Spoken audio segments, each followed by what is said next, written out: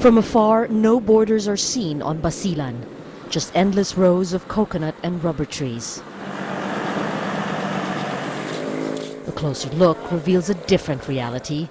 Life here is all about boundaries and crossing them. A traditional wedding like this one is rare here nowadays.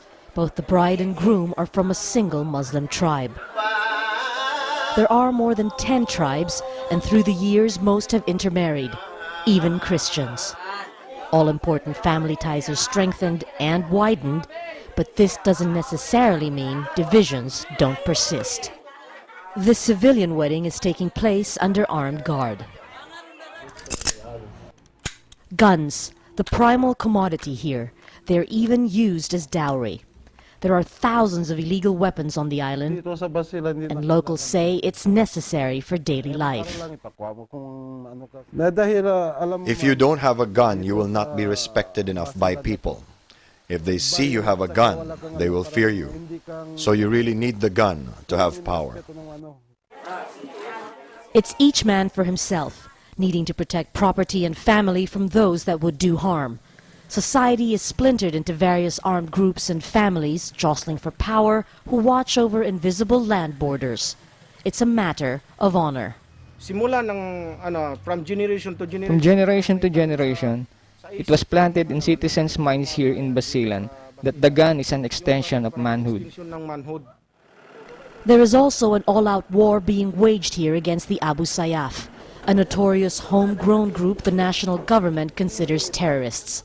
The group is responsible for a spree of bombings, kidnappings, and murder. This is Bauno Pegkasan, one of the villages trapped in between. On the one side, the military, and on the other, the people the military are chasing. It's not rare for them to see rockets flying overhead or hear mortar fire through the night. However, it's a sound locals here say they'll never get used to. Some 11,000 people have been displaced because of the fighting. This woman moved her family of 11 into a relative's already crowded home. 25 people now live here. They may have run away, but say they still feel trapped by constant fear. Their children growing up in a culture ruled by guns, from which they fear there is no escape. Residents continue to pray for peace, but there are many who believe they have found a solution. You must be flexible and fit in with either side. Just watch over yourself, befriend them all, compromise, and then you are free. Like the rubber trees that cover the island, residents say they've had to learn to bend to survive. Margo Ortigas, Al Jazeera, Basilan, Southern Philippines.